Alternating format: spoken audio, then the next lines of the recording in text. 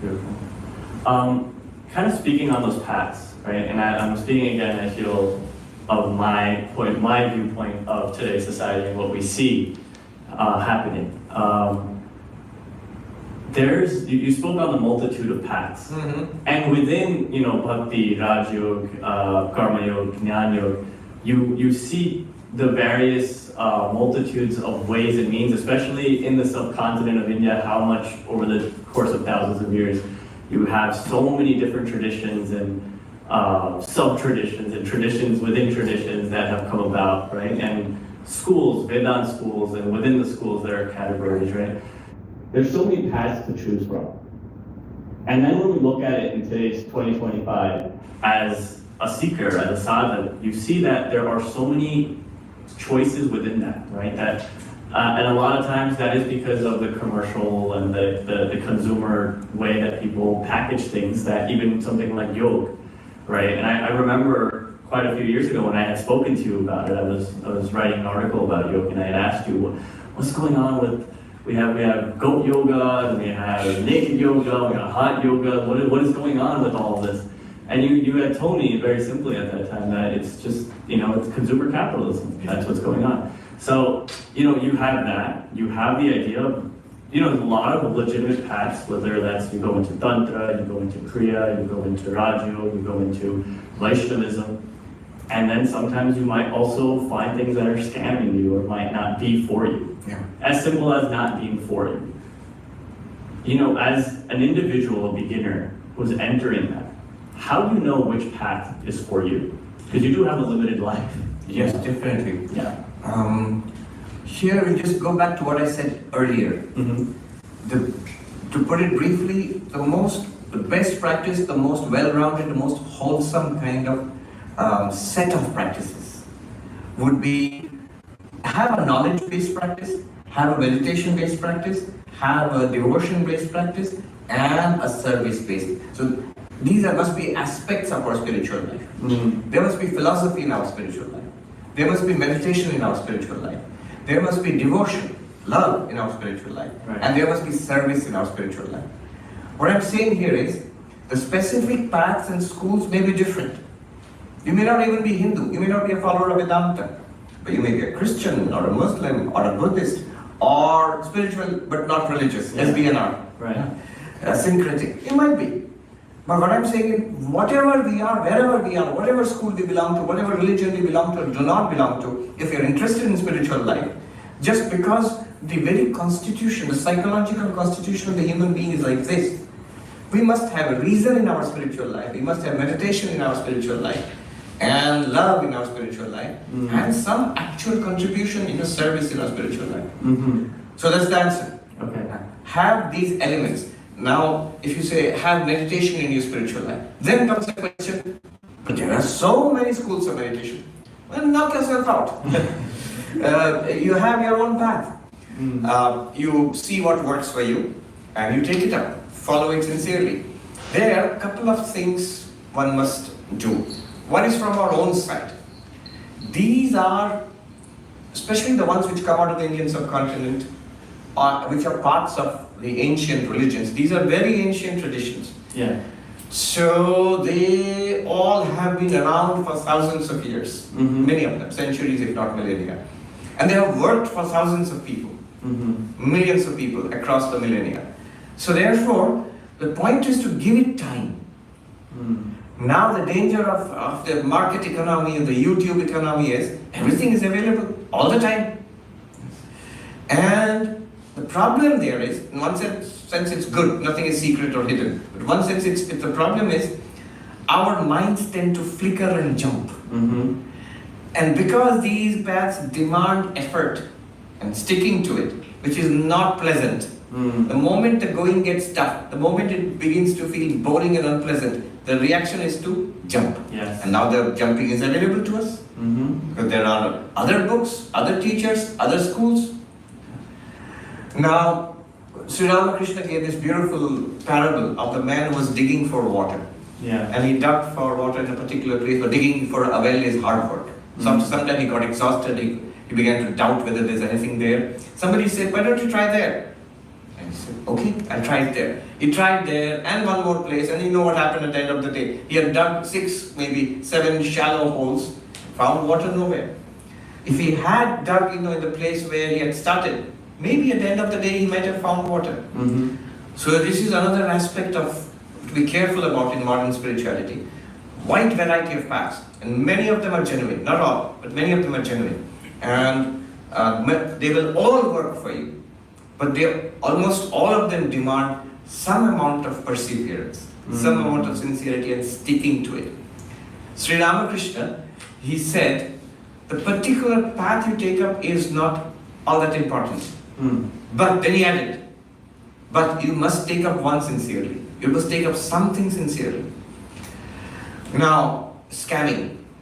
Is there any safeguard? Well, scamming is a big problem now, but it's an eternal problem also. So there are safeguards from ancient times. Just like anything else, common sense. People seem to have common sense when it comes to money or things of the world. When it comes to religion or spirituality, suddenly they become babies. Especially for enthusiasts. Right. They're ready to swallow and believe anything. Now, so Upanishads, for example, you go all the way back to the Vedas, 3,000-4,000 years, they give 3 guardrails. Yeah. They say the teacher, the tradition, and the teacher especially, Shrotriya, Akamahata, Brahmanishta. It's 3 Sanskrit words, ancient words. First of all, that person must be a master of a tradition. The teacher of the tradition you're entering into, is it at all a tradition? Ask, what are the texts your tradition is based on? It should be there and open and available. I should be able to look it up online or go to the New York Public Library, look at the text you're talking about, whichever language, whichever civilization, whichever time period. Nowadays it's all there. It shouldn't be all that hidden. At least the broad outlines. Sometimes there are esoteric texts which are not shared or taught publicly for good reason. But the general outline should be available. Should be available as a college course. Right. So there must be a tradition, and the person who's teaching me must be part of the tradition. You might say, it's a no-brainer. No. There are people who will say, I came up with it myself. Right. Nobody knows about it. This is utterly new, and people are swept away by this. No, be careful. As you said, we have one life. How do you know it's not a fly-by-night operator? You must have some guarantees that it is part of an ancient lineage. It's worked for thousands of people across time. So good, I'll try it. Second, Akamahata. The teacher and the tradition must not be out to make a quick buck out of you. Right. Important. It's in Manhattan. So making a quick buck out of somebody is not seen as a bad thing here. It's seen as a very bad thing in spirituality. Right. In spirituality, it says literally the word akamahata, that means should not be damaged by desire. Should not be polluted by desire. Right. And I have some other intention. I want something else out of you other than your own spiritual growth.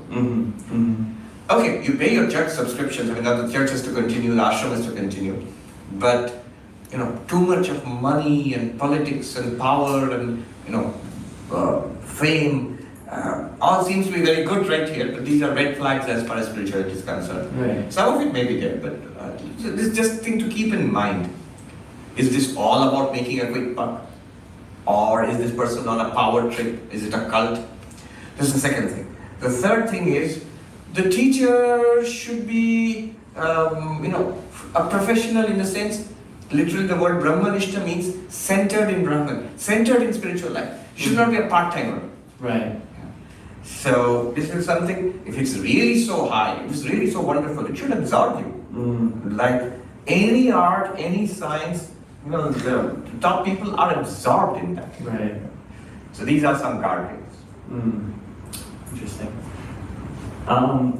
When you speak about, you said the word abundance earlier regarding, this multitude of paths, as well as the options that are available, and Yes. the ability to just, as you gave Sri Ramakrishna's example on digging holes, which I'm sure a lot of us, I saw a lot of shaking heads where it's a reality that you definitely experience. And yet at the same time, I do see almost on the opposite spectrum also occurring. And that's almost, while you have the abundance of ideas and options in today's times, whether that be in, social media, whether that be at work, whether that be in terms of, you go to the mall and the abundance of items that you can get, or on Amazon, you can get it on the same day. There's an abundance even within the spiritual paths. But at the same time, I think there's the polarity that also happens. What I mean by that is, you can very easily become stuck in one way and become obsessed with the peripheral within a path. I think you kind of understand what I'm saying. In the example that kind of comes to mind, and I don't want to, I'd rather you give that example of Sri Ramakrishna's, the mango tree example that he gives.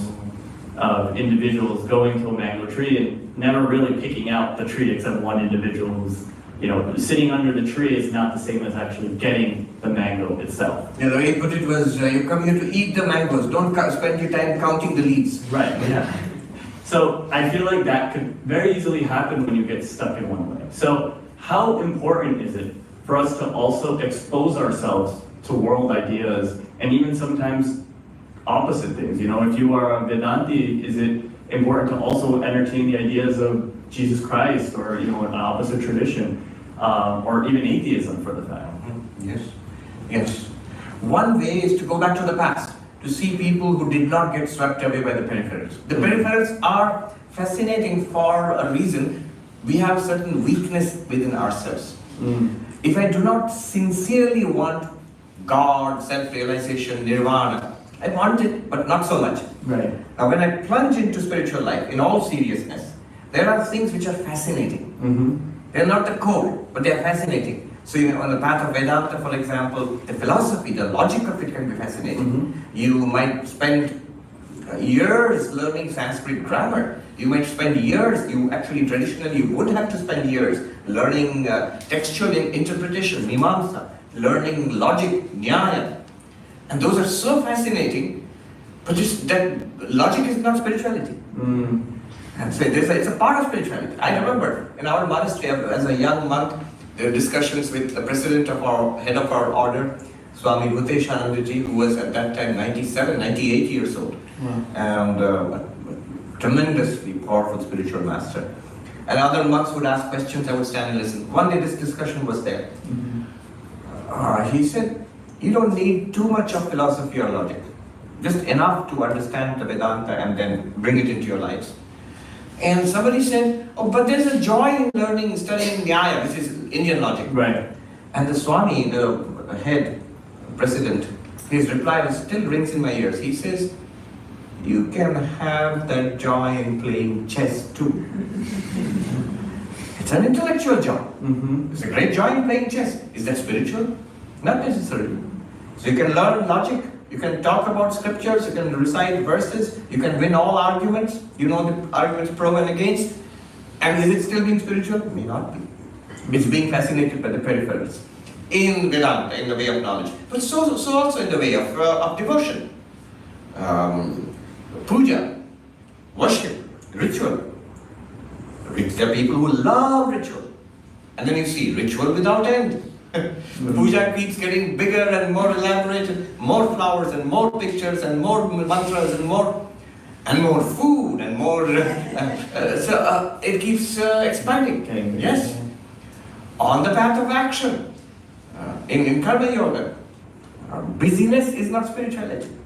In Karma Yoga, you're doing good stuff. You have schools and hospitals and feeding the poor and hungry, taking care of people who need help. So you may be busy day and night, fundraising and constructing this building and running around, and all you're doing is good. Right. But we were told by the monks, we do so much social, like seva, service in India. But we were always warned that busyness is not spirituality. That's a peripheral. In the way of action, that's a peripheral. Unselfish service to humanity, knowing that the divinity is present there, that's the heart of Karma Yoga. Right. But the peripherals are sending out appeals for funds and sending out reminders and sending out thanks for funds and constructing buildings. You can spend a lifetime that way. Right. And you can achieve a lot, but not spirituality. So this is where we get stuck with the peripheral. How do you overcome that? One way is to look at the great spiritual masters. Look at the life of Sri Ramakrishna. Look at the life of Vivekananda, the life of the Buddha, of Jesus Christ, of the great Christian, the desert fathers who went out into the desert to pray and fast and in vigils. the great Buddhist masters, in all these religions, the saints, the enlightened ones, you will see they are the ones who did not get distracted either by the world or by the peripherals in religion. So that's one side of it. In fact, the ancient examples are very powerful. They found God, Sri Ramakrishna. He says, you have come to eat the mangoes, don't spend time counting the leaves. But if you see his own, the time of his own sadhana, spiritual practice, Swami Vivekananda says, I first thought he was a monomaniac. There's only one thing, he should say, there's only one thing that I know, God, God and God. A later scholar, monk called him, Sri Ramakrishna called Sri Ramakrishna a glutton for God. A glutton for food or movies or whatever, a glutton for God. So that is a person who's laser focused. Yeah. And you see that not just in Sri Ramakrishna, you see that in the lives of anyone you would call a saint in any spiritual tradition.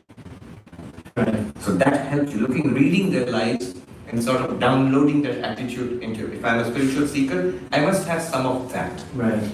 Yeah. And the final point is what you said.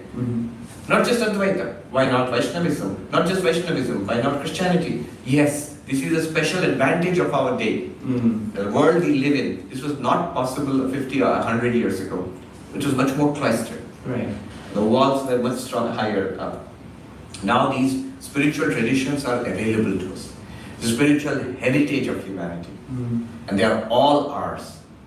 You can be Hindu and you can explore Christian mysticism, you can explore Sufi music, you can explore Buddhist mindfulness. And the thing is, nobody is waiting for our permission to do so. Right. People are already doing it in the world. It's already a very rich syncretic culture. That's not bad. The only caution there would be, have a home tradition. I found that's useful.